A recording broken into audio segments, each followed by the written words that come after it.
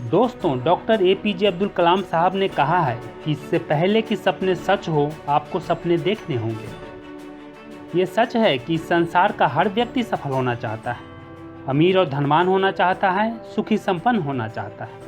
अधिकतर लोग जीवन में बड़े बड़े सपने देखते हैं, लेकिन 99% लोग अपने सपने को पूरा करने में असफल रह जाते हैं। वे कभी धनवान नहीं बन पाते और अभाव में ही अपना जीवन गुजार देते हैं।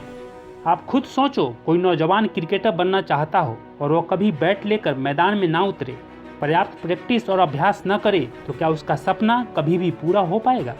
कोई छात्र आईएएस आईपीएस बनना चाहता हो और वह ईमानदारी से, मेहनत से स्टडी करने के बजाय मोबाइल में गेम्स खेलता रहे, दिन भर दोस्तों के साथ मौज मस्ती करता रहे, तो क्या वह कभी भी आईएएस आईपीएस बन सकता है? दोस्तों, सिर्फ सोचने से, सिर्फ सपने देखने से ही सफलता प्राप्त होती तो आज दुनिया का हर व्यक्ति सफल और अमीर होता।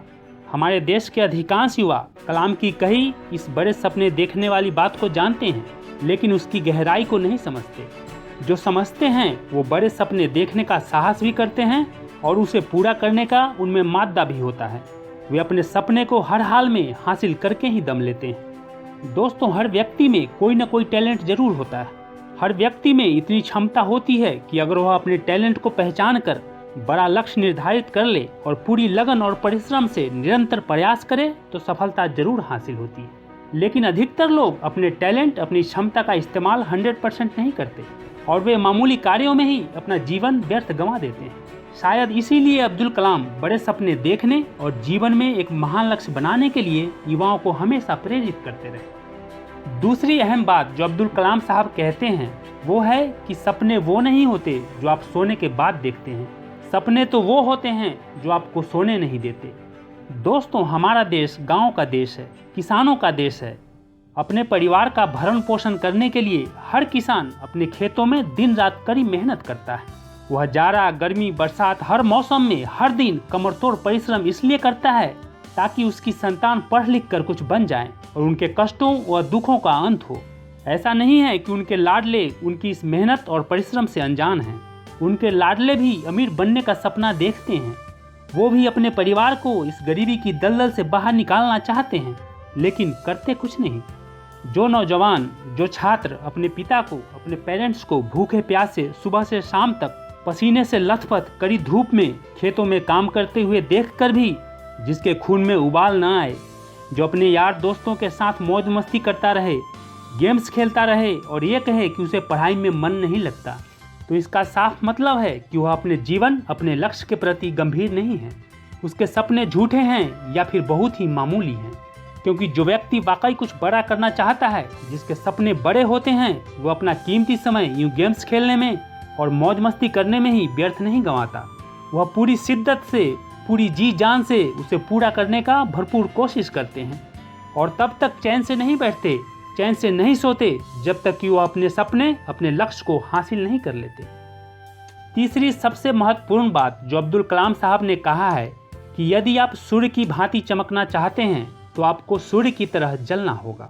दोस्तों, इस दुनिया का हर व्यक्ति सफलता पाना चाहता है, लेकिन कोई भी असफल नहीं होना चाहता। हर इंसान स्वर्ग जाना तो चाहता है, परंतु कोई भी मरना नहीं चाहता।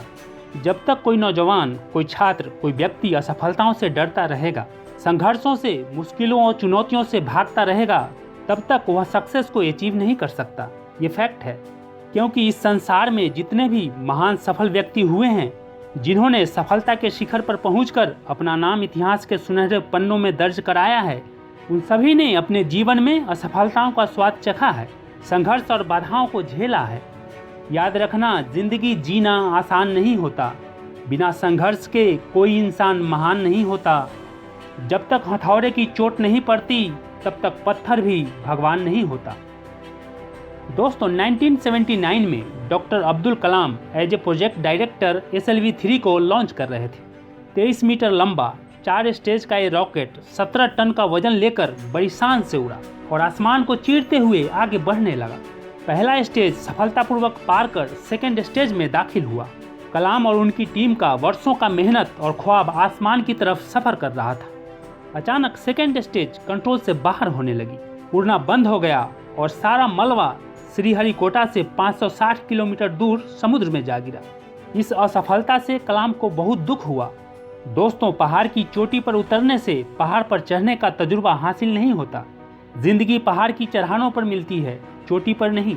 चढ़ानों पर ही तजुर्बा व अनुभव प्राप्त होता है और जिंदगी मजती है और आप काबिल और मजबूत बनते हैं। चोटी पर पहुंचने की कोशिश में ही चढ़ानों का इल्म व हुनर प्राप्त होता है। 1 साल की कड़ी मेहनत और मशक्कत के बाद एक बार फिर SLV3 लॉन्च के लिए तैयार था। सारे देशवासियों की नज़रें इस पर टिकी हुई थी। 18 जुलाई 1980 सुबह 8:03 पर हिंदुस्तान का पहला सैटेलाइट लॉन्च व्हीकल उड़ा। कलाम ने इस रोहिणी सैटेलाइट का सारा डेटा कंप्यूटर पर जांचा। अगले 2 मिनट के अंदर अंदर रोहिणी अंतरिक्ष में था।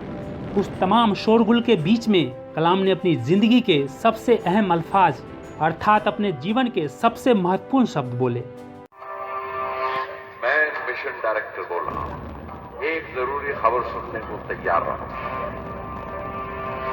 4थी स्टेज कामयाबी के साथ रोहिणी सैटेलाइट को लेकर अंतरिक्ष में दाखिल कर रही है। कलाम जब बाहर निकले तो उनके साथियों ने उन्हें कंधों पर बिठा लिया। इस खबर से सारे देशवासियों में जोश की एक लहर दौड़ गई।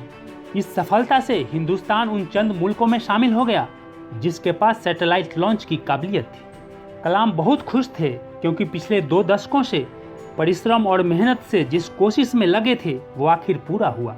SLV3 की सफलता के 1 महीने के भीतर ही प्रोफेसर सतीश धवन का एक दिन फोन आया और कलाम को दिल्ली बुलाया प्रधानमंत्री से मिलने के लिए। कलाम को अपने कपड़ों को लेकर एक उलझन थी। वे हमेशा से एक आम सा शर्ट पैंट और पैरों में चप्पल पहना करते थे। प्रधानमंत्री से मिलने जैसा लिबास नहीं था वो, कलाम के लिए नहीं बल्कि प्रधानमंत्री की गरिमा के लिए। उनकी उलझन सुनकर प्रोफेसर धवन ने कहा, कपड़ों की फिक्र मत करो कलाम, तुमने जो शानदार कामयाबी पहन रखी है वो काफ़ी है। दोस्तों, यदि आप भी अपने जीवन में सफलता के शिखर पर पहुंचना चाहते हैं, अपने सपने को साकार करना चाहते हैं, अब्दुल कलाम की तरह दुनिया में अपना नाम रोशन करना चाहते हैं, तो आपको मेहनत तो करनी पड़ेगी, संघर्ष तो करना पड़ेगा, चुनौतियों से लड़ना पड़ेगा, कष्टों को सहना पड़ेगा। क्योंकि कोयला भी हीरे में परिवर्तित तभी होता है जब वह बहुत दबाव को झेलता है। सोना भी तभी चमकता है, तभी मनमोहक आभूषण बनता है जब वह आग में जलता है। दोस्तों, जो मुस्कुरा रहा है उसे दर्द ने पाला होगा, जो चल रहा है उसके पाँव में छाला होगा। बिना संघर्ष के इंसान चमक नहीं सकता, जो जलेगा उसी दिए में तो उजाला होगा।